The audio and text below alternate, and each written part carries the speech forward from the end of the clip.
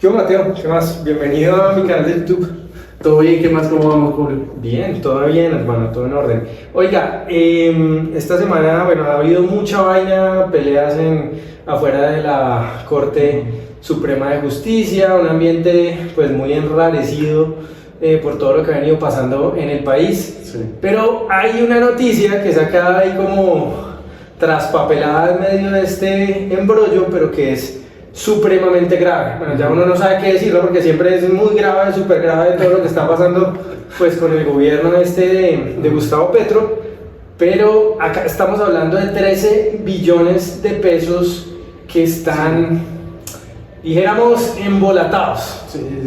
Es que lo que usted... En el presupuesto nacional, pero cuénteme un poquito más cómo es el asunto. No, es lo que usted dice, es una noticia muy grave, pero se traspapela. Y yo creo que es precisamente porque todas las semanas, todos los días pasa algo. Hace unos días llegó FECODE y los demás petristas llegaron a bloquear las entradas del Palacio de Justicia. Entonces uno como que se le olvida eso que es técnico y que de pronto es un poco bastante profundo de entender, y nos vemos pues con la imagen de que no dejan salir a los magistrados, de que entonces quieren que elijan al fiscal de una y entonces pues se nos olvida. Bueno, lo de los 13 billones de pesos es no sé si sea complicado de entender, pero así de manera muy sencilla. Pero a ver, es complicado entender, pero hay una parte, digamos, técnica que es lo enredada. Sí. Es lo enredado, pero hay una conclusión de por qué está ese enredo de fondo y es lo más preocupante. Pero entonces, comencemos explicando la parte técnica. Sí. Y luego concluimos Bien. de cuál es la causa de ese enredo. Listo, bueno. Todos los años el Congreso de la República saca una ley, que es la Ley del Presupuesto General de la Nación, que es para aplicar en el siguiente año. Es decir, en el 2023 el Congreso sacó una ley del Presupuesto General para ser aplicada en 2024. Y de esa ley sale un decreto, que es el decreto de liquidación del presupuesto, que es donde se dice, o donde el presidente lo firma y dice, listo, toda esa plata que ya fue aprobada por el Congreso va a irse a estas entidades públicas, pero en este decreto de liquidación se disgrega bien para dónde se va esa plata. Es decir, uno no puede llegar y decir, no, es que se van tantos millones de pesos al Ministerio de Defensa y ya, ¿sí? Sino que en este decreto de liquidación se dice, listo, este monto específico se va para esto, este monto específico se va para esto. Entonces hay unos, como se dice, hay unos programas, unos subprogramas y unos proyectos que menciona este decreto de liquidación. Esa es la jerarquía. Entonces, programas, por poner un ejemplo, digamos, desarrollo ferroviario en el país. Sí.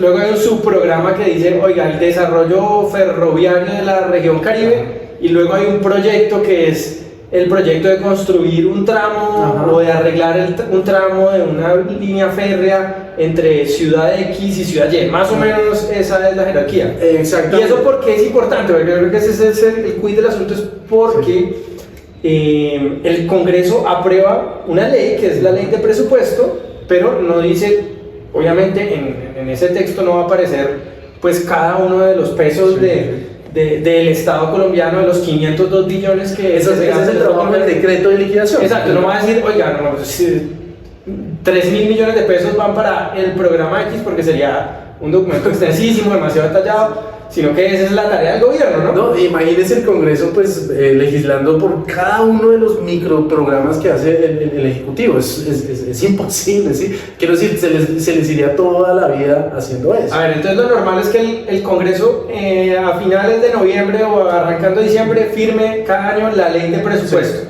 que eso generalmente es lo que el gobierno dice, más o menos, ¿no? Generalmente pasa, es una ley de trámite como el plan de desarrollo, son hay algunas peleitas, que le hace falta un poquito para acá, otro para acá, pero bueno, al final cada lo que diga el gobierno. Y antes de que se acabe el año, antes del 31 de diciembre, el presidente firma un decreto que convierte esa ley general en algo más desagregado, más detallado, para que, mejor dicho, no se robe la plata, entre otras cosas, ¿no? Porque si usted le pone a eso... Es que eso está por ley, al fin y al cabo, el decreto de liquidación está por ley justamente con ese propósito. el propósito de que esa plata no quede por ahí volando, como, no, es que vamos a entregarle a tal programa súper grande y después los ejecutores de esa plata digan, o se la lleven o no hagan nada con esa plata. Para eso es que es ese decreto de liquidación, es decir, en la ley dice, cada plata, la plata tiene que irse disgregada en cada uno de estos pequeños programas para entender para dónde se va a esa plata. O para que el que vaya a ejecutar la plata, no sé, el Ministerio de Transporte no le reparta la plata a los amigos que le ayudaron al ministro o a los amigos políticos del ministro, sino que esté específicamente claro desde el principio de año para dónde va la plata. Exacto. Y eso hace parte de la Constitución, ¿no? Sí. Esa es un poco hace parte también de la división de poderes, ahora que estamos hablando del tema del respeto por las ramas del poder público. Del resquebrajamiento Se supone que la rama ejecutiva ejecuta el presupuesto, es decir, el que tiene la chequera para gastemos, pero el legislativo, o sea, el Congreso, digamos, le ordena en qué partidas gastar, o sea, para que el ejecutivo no diga, no solamente maneje la plata, sino que diga en qué gastar, ¿no? Entonces, más o menos es la importancia de ese proceso, no es algo trivial, ¿no? Es algo... No es algo trivial y se hace todos los años. Se hace todos los años y es importante no solamente a nivel económico, sino para la democracia, porque imagínese si el Ejecutivo ejecuta la plata, obviamente, pero además tuviera control absoluto sobre gastar en lo que se le dé la gana al presidente o a los ministros, ¿no? Eso sería un riesgo institucional. Pero bueno, entonces, ¿qué pasó este año? ¿Cuál es el enredo en el que estamos? El enredo en el que estamos es que hay 13 billones de pesos que no están disgregados de esa manera. Hay 13 billones de pesos que están en el decreto de liquidación, pero se mencionan simplemente como programas, como unos subprogramas. Y en ese sentido, lo que sucede es que esa plata no se sabe para qué va a ser usada. Y ese es el grave problema, y es lo que grandes expertos tributaristas y que también saben del presupuesto, porque uno no es que puede ser gran experto de eso, simplemente uno lee lo que dicen estas personas, dicen, eso es muy grave, porque si no se sabe para dónde se va esa plata, pues simplemente el ejecutivo lo puede usar de la manera que quiera. O sea, hay un riesgo gigante de corrupción o de que se use la plata en clientelismo. Sí. Y eso es lo que sucedió. A ver, el 30 de diciembre más o menos le llegó el decreto a la oficina exacto, llega a la oficina de Gustavo Petro, le llega el decreto del 30 de diciembre de liquidación del presupuesto. Mire, doctor presidente Petro, aquí está para que lo firme, por favor. Antes del 31 de diciembre tenemos que firmar esto. Y el presidente llega y dice, venga, pero espérese un segundo, aquí no están mis programas. Están los programas de mi gran enemigo Iván Duque. Y entonces, pues, las personas, los conocedores al decreto de liquidación, al demonio en el decreto de liquidación. Los expertos, es decir, el director del DNP, que chao, ya se fue, justamente por eso, ¿no? Justamente por eso le digo, doctor presidente, no. Señor presidente, es que son vigencias futuras. Usted no puede llegar y tirar todo eso. Amado líder. Amado líder, es que usted no puede tirar todo eso a la basura porque estos son vigencias futuras. Si usted hace eso, incurrimos en un grave delito, en una ilegalidad. Perdón, sino un delito, no, pero por lo menos es una ilegalidad. En una ilegalidad, y pues se nos viene todo encima, es decir, se nos viene la Corte Constitucional y la Procuraduría, la Contraloría, se nos viene todo el mundo. Obviamente el presidente pues no estuvo muy contento con esa respuesta, pues porque precisamente por eso es que echó al del DNP, diciéndole que él era el palo en la rueda de todos sus proyectos. Lo político tenía que ir por encima de lo técnico. Eso es lo que ha hecho Petro, ¿no? Entonces hay un problema técnico que es la técnica presupuestada, la regulación, pero pues según Petro tiene que estar por encima de ese detalle técnico y legal, lo de fondo, ¿no? Que es ejecutar los programas y los proyectos de Petro. No, de hecho, digamos, donde está el meollo del asunto más grave es en la ANI, en la Agencia Nacional de Infraestructura, precisamente.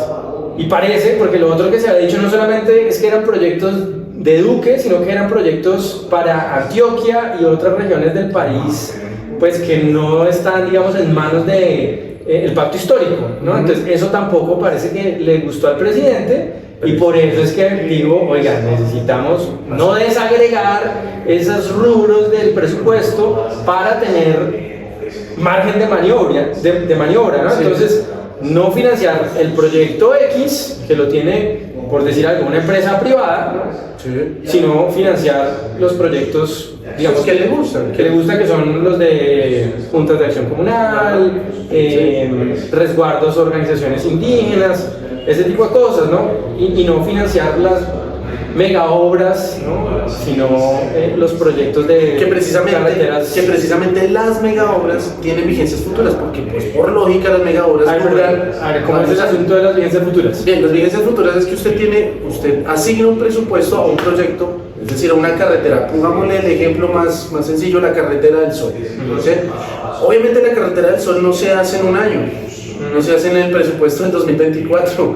La carretera del Sol se hace en varios años y por lo tanto hay que asegurar ese presupuesto, hay que asegurar esa plata para seguir con esa obra.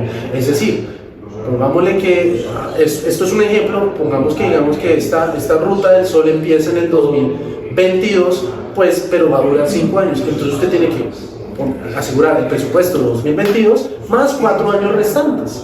Así de sencillo es. ¿Qué es lo que pasa? Pues obviamente cuando usted va a verlo en la liquidación del presupuesto, pues está esa mega obra. Y esas son las vigencias futuras. Usted no lo puede quitar de ahí, porque precisamente por eso es que es una vigencia futura, porque está asegurado ese dinero, ese presupuesto, para que esa obra continúe en el tiempo y pueda culminar y pueda pues terminar al 100%, que es lo que se espera. Sí, porque fíjense lo que explica Portafolio hoy. Dice que los proyectos, para ser específicos, los proyectos que están en vilo, porque digamos quedaron fuera del paseo, ¿no? Están dentro de los proyectos el Metro de Bogotá y 20 vías 4G, ¿no? Que son estas vías de cuarta generación que son como inversiones con empresas del sector privado, ¿no? Entonces, pues ya vemos los proyectos que están involucrados en esos 13 billones de pesos. O sea, Metro de Bogotá se puede enredar más de lo que está. Pues ya nadie es ajeno al conocimiento de que Petro no le gusta mucho este tema del metro. Ya sabemos que Petro ha estado todo su desde antes de ser presidente y ya el primer año que estuvo molestando mucho con este tema del metro. Y bueno, pues vemos que aquí como que también le llegó el papayazo. Bueno, pero entonces pasemos, listo, ya esa es la explicación técnica, ¿no? Que quedó mal hecho el presupuesto, o más que el presupuesto, el decreto de liquidación.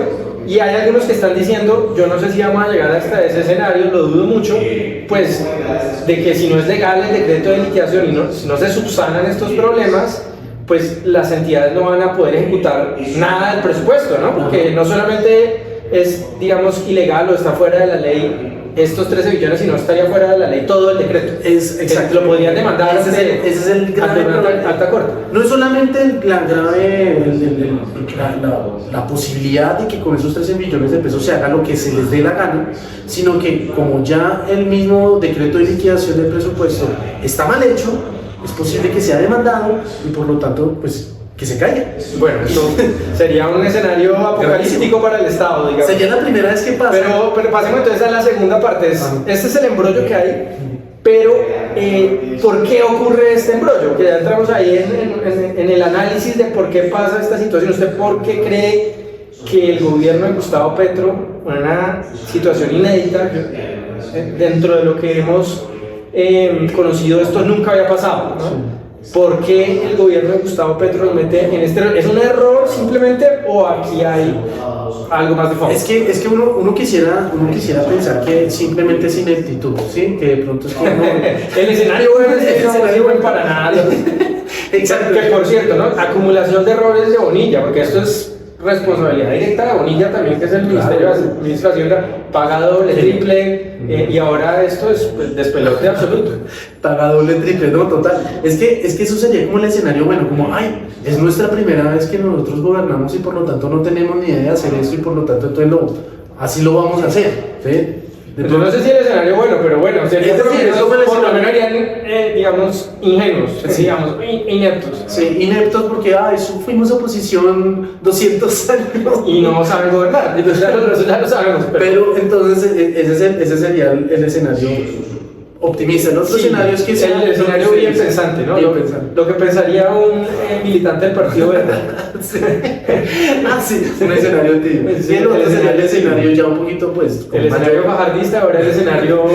¿Y cuál es el escenario que usted cree? suspicaz. El que ya tiene que meterle un poquito más de suspicacia. Que es el que. Hombre, simplemente primero estamos tratando con un megalómano que se hace lo que él diga y para él no le importa ni siquiera la ley, es decir, estando en un Estado de Derecho, él puede o él se siente que está por encima de la ley, es decir, está por encima del Estado de Derecho y por lo tanto pues él quiere hacer con esa plata lo que desea hacer, sus proyectos. Ese es el escenario de poca suspicacia. Y el escenario de mucha suspicacia, simplemente el clientelismo. Simplemente son 13 billones de pesos utilizados y que van a ser utilizados con el objetivo de fortalecer su masa clientelar con el fin de o apoyar una asamblea constituyente, que es lo que ahorita lo están mencionando mucho con el tema de la Corte Suprema de Justicia, que es necesario hacer una asamblea constituyente, cuando justamente el presidente Gustavo Petro firmó en una lápida, firmó en una lápida que no iba a ser una asamblea, que no iba a ser constituyente, o la otra, pues asegurarse el poder. Sí, porque de fondo lo que habría es que no les interesa que Carlos Fernando Galán, alguien que consideran un opositor del gobierno, pues reciba miles de millones de pesos para hacer el proyecto del Metro de Bogotá, sino que ojalá esa platica se quedara en pues las organizaciones comunitarias, sociales, indígenas, etcétera, que están mucho más cercanas al gobierno, o en proyectos específicos que el propio gobierno ha liderado. O sea, en resumen, estamos acá entre o la ineptitud absoluta del Ministerio de Hacienda y de los funcionarios que nos llevaron a este escenario, Sí. o digamos un comportamiento pues totalmente deshonesto y no sé si delictivo, ¿no? Es que precisamente y justamente, como trato de recalcar, es la primera vez que esto sucede en la historia de la Constitución Política de 1991, es decir, es la primera vez que sucede esto en 23 años. Así que o es que es muy inepto, o estamos hablando con el gobierno más corrupto de la historia de Colombia. Bueno, Mateo, muchas gracias. Buena forma de cerrar el fin de la semana y seguimos a descansar el fin de semana. Qué delicia, pero pues ojalá que no pase a mayores. Ojalá que de verdad se pueda hacer como un error, hacer como un decreto de hierros. un decreto de hierros y sencillamente corregir y poner programas. Cosa que seguramente no le va a gustar ni 5 al presidente, porque si sacó al director del DNP por esta situación, pues me imagino que es algo que le están buscando, o están buscando cómo darle la vuelta al gobierno. Vamos a ver. Vamos a ver qué pasa, pero pues ahí les contamos. Chao. Chao, chao.